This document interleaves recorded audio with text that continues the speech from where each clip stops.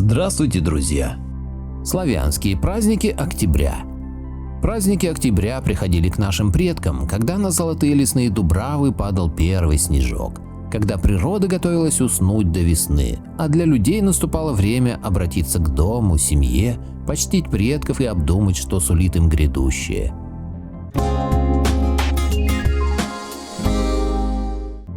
1 октября служил славянским племенам своеобразной границей между осенью и зимой, а праздник Покрова делал эту границу еще очевиднее.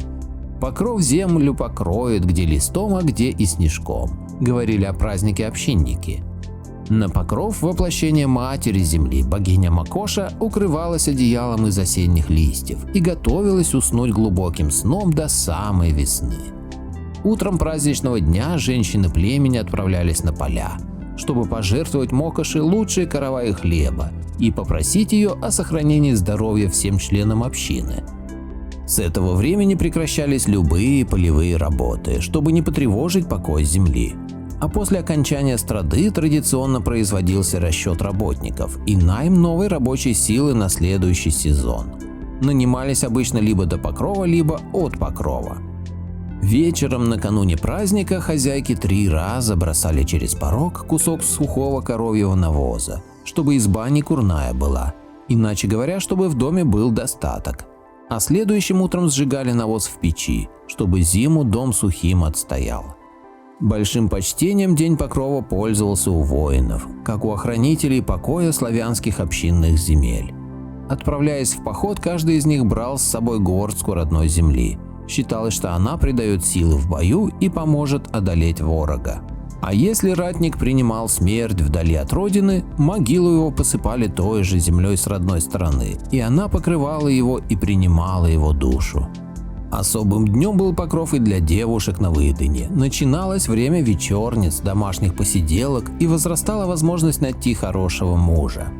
А те, в чьи дома не торопились являться сваты, приносили жертвы под самое старое дерево в священной роще, чаще всего дуб, и просили Мокошу покрыть голову, если не платком, то хотя бы тряпкою, лишь бы в девках не засидеться. А для тех, кого сосватали раньше, на Покров наступала пора свадеб. Если в этот день выпадал первый снег, по примете молодые должны были прожить жизнь счастливо. Природа могла рассказать на Покров многое. По приметам этого дня судили о будущей зиме. Если снег не выпадал, считалось, что он не покроет землю до самого декабря. Неосыпавшаяся листва сулила теплую зиму. Если же на деревьях не оставалось ни листочка, нужно было готовиться к морозам и снегопадам. Ветер с юга в день Покрова обещал, что зима будет теплой. Северный ветер служил предвестием морозов, а западный – обильных снегопадов. Если же ветер за день несколько раз менялся, то и зимняя погода ожидалась изменчивой. 3 дня спустя после Покрова на зимовку провожали лесного батюшку, хозяина Лешего. С 4 октября, согласно преданию, по лесам прекращали разгуливать последние лесовики. Те, что не ушли внутрь земли на осенний змейник. Надо сказать, расставался Леший со своим обширным владением крайне неохотно. От его неудовольствия в лесу задували холодные ветра, кружились в зловещем танце листья, ломались деревья. На лешевы проводы всякий зверь лесной старался укрыться от хозяйского гнева в норе. Всякая птица улетала подальше от разошедшегося лесного владыки. Больше того, ни один человек в здравом уме не отправлялся в этот день в лес, даже по самой крайней надобности. Бытовало поверье, что самые злые лишаки не засыпают и на зиму, носятся они по людскому миру, насылают на славян вьюги и ураганы. Вообще считалось, что Лешего всегда сопровождают ветра, и по их направлению можно судить, куда он движется. Никогда никто не видел его следов ни на земле, ни на траве, ни на камнях, потому что ветра заметали его след сразу же, как только он проходил мимо.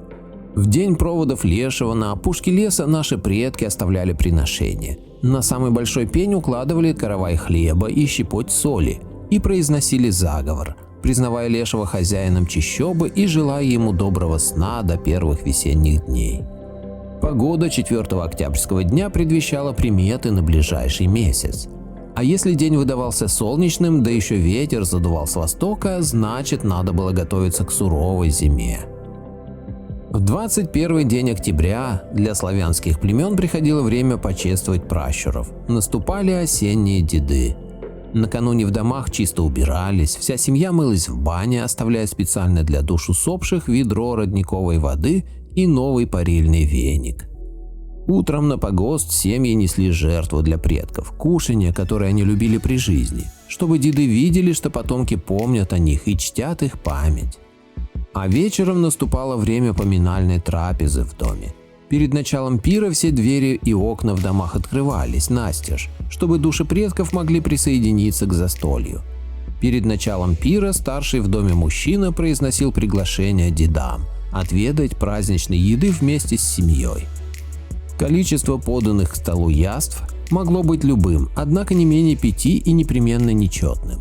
Каждое угощение подавалось на 2 тарелках, чтобы поровну доставалось пищи и живым, и мертвым. Все блюда ставились на стол, что называется, с пылу с жару, чтобы над ними вился пар. Это считалось очень важным, поскольку только пар и могли вкушать предки. Праздничная трапеза обычно длилась долго, и главным правилом поведения для участников были степенность, сдержанность, отсутствие неуместного веселья и тем более пьянства. Застольная беседа шла только о пращурах, об их жизни и характерах, добрых делах и мудрых советах. Сперва говорили о самом древнем либо самом прославленном из дедов, а завершали разговор, вспоминая тех, кто ушел на тот свет совсем недавно. По окончании праздника хозяин дома провожал предков, просил их, уходя, забрать с собой в Навь все беды и болезни и выражал надежду, что ждать потомков за чертой им придется еще долго. Никакие блюда после трапезы не убирались со стола, чтобы души предков могли лакомиться до самого утра, а рядом ставилась плошка с водой и укладывалось новое полотенце, чтобы, насытившись, они могли вымыть и вытереть руки. После осенних дедов во всю ширь разворачивались все домашние ремесла, ведь даже для простой работы на улице становилось уже слишком холодно. На конец месяца, последнюю пятницу октября, приходилось славление самого сурового из воплощений Мокоши – судьбопряхи, владычицы судеб. Наши предки верили, что нити их судеб держит в своих руках эта строгая богиня, а помогают ей доля и недоля. Прикажет небесная пряха, и доля спредет человеку прямую и ровную нить, и будет его жизнь благополучной и богатой. А если Мокош велит, то недоля придет нить кривую в узелках, и получит неудачник горькую злую судьбу. На судьбопряху жрицы Мокоша могли заговорами выпрямить кривую дорожку судьбы и предсказать каждому, как ему следует поступить, чтобы умилостивить богиню и поправить свой жизненный путь. Для предсказания над чашей с водой читали заклинания и затем бросали в нее чиры, дощечки с символами. От того, как лягут чиры в чаше, зависел результат гадания. Чтобы не помешать Мокоши с помощницами прясть людские судьбы, не перепутать небесные нити, в день праздника строго запрещалась любая работа с пряжей и нитками. Можно было лишь отдать старые веретена и нитяные клубки в жертву судьбопряхи. Еще в дар богини славяне приносили платки и ленты, чтобы она велела доле напрясть всей общине здоровья, долгой жизни и богатства. На жертвенниках в этот день освящались лекарственные цветы и травы. Считалось, что так они становятся целебными вдвойне. Наши предки верили, что в этот день Матерь-Земля и Государыня-Вода окончательно погружаются в глубокий сон до самой весны. Поэтому славяне торопились принести им последние жертвы и получить прощение за все, чем могли прогневать богинь за год.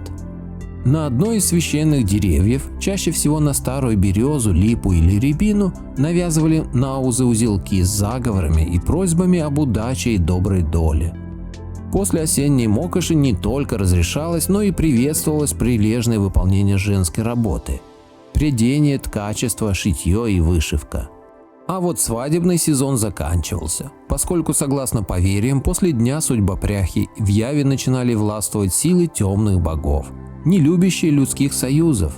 На славянских землях окончательно наступала зима, и зарождение новой жизни оставалось ждать до весны. Автор статьи Екатерина Кравцова. Благодарю всех, кто подписался на мой канал и смотрит мои видео. Ссылка на статью в описании. Поделитесь моим видео в соцсетях с родными, друзьями и знакомыми. Люди имеют право знать все точки зрения. Всем спасибо за внимание, буду рад вас видеть на своем канале снова.